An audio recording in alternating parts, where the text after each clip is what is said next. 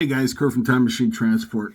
I just got back from church today. Anyways, I realized when I was watching my videos, I didn't do a part 3 on the ELD, cheating the ELD and saving money on your fuel and your Ifta. So I actually just realized that.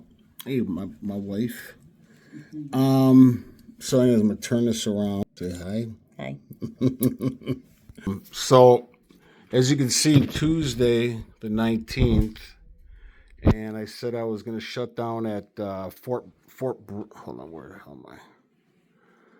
Oh, there we go. Fort Bridger, Wyoming. So just to kind of make clear, what I did was I stopped. Oh, what the hell just? Oh, my tablet shut off though. I was like, what happened? So you could see. Like I said, I started at that rest area in Nebraska, then moved. Then I went to. I said I did my little rest break in Ogallala, Nebraska, and then started driving there, and then stopped in at the Al Qaeda truck stop at the 290 on I-80 in Wyoming, and that's where I said I did my 30-minute break, which actually was by Cheyenne.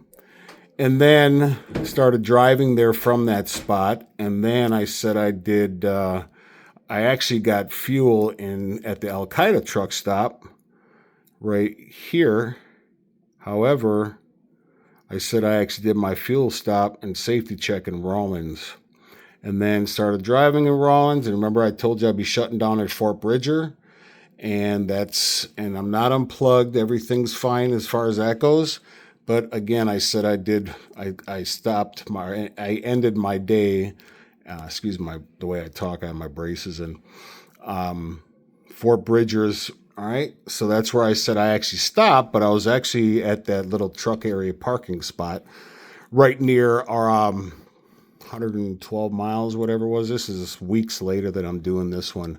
So from what my memory recalls, I stopped at a truck parking spot just to unplug my ELD, set the brake, unplug the ELD, and then I drove over to Little America, and then I stayed unplugged, and then I started driving out of Little America, Wyoming, and then I didn't even have to stop in Fort Bridger. All I had to do was plug my ELD in, and the ELD, I made sure. So here, I'll show you. So we'll just go to Wednesday.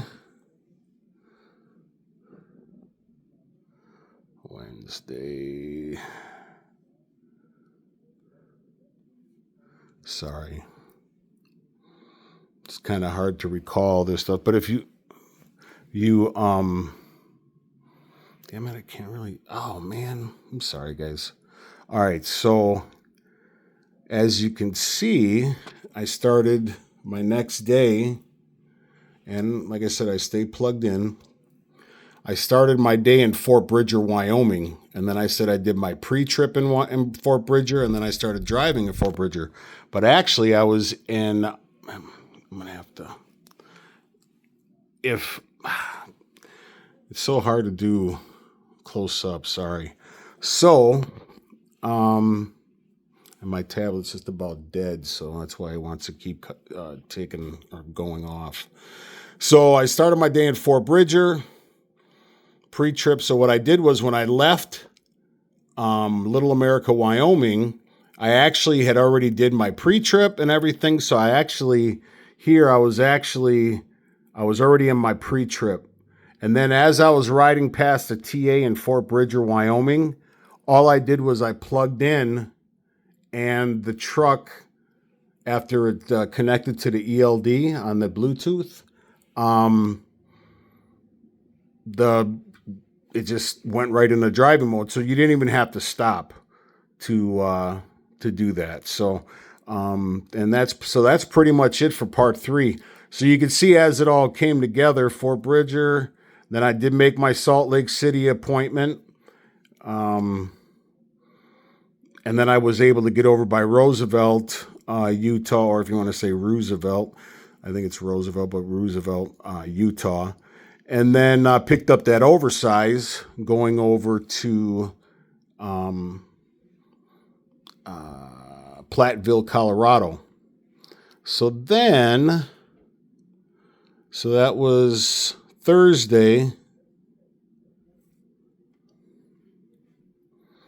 Come on now.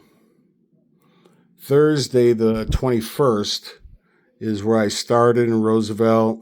Went, and then I stopped over by came out on Rock Springs because I took that 2-lane highway down. Anyway, so I actually did not, on Thursday night, I did not stop in Platteville. I was actually on 287, I think it is. And I actually spent the night there. I was like about an hour and 15 minutes away from Platteville. But because I did my miles per hour and my distance, it said that I should have been further down the road than I was. So anyways, so that's kind of where we're at on this whole thing. You just, like I said, you have to write a lot of things down. You have to do like a pre-planning and just kind of work out your trip. And then that's pretty much it. I'm just about to do my IRP. So yeah, so that's where it's very, very important to keep everything, like take pictures of the Eurodometer, write things down, project how many miles you would have been or where you would have been at that particular time if you choose to do 64, 65 miles an hour. Like I said, there's only pluses to doing 64 or 65 miles an hour. You can still do your mileage. You don't have to spend the extra money on fuel, because of the mileage that you're doing or whatever the case is. Now you just got to drive. So you can actually drive through your break for that half-hour break. You or 45 minutes, an hour. You could say you were somewhere for an hour, whatever, but you're going to want to unplug and then plug back in. You don't really want to run constantly with your stuff unplugged, okay?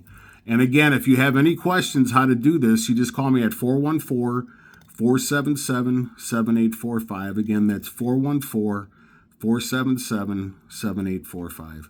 Have a happy New Year's, everybody. And please like and subscribe to the channel. Ciao.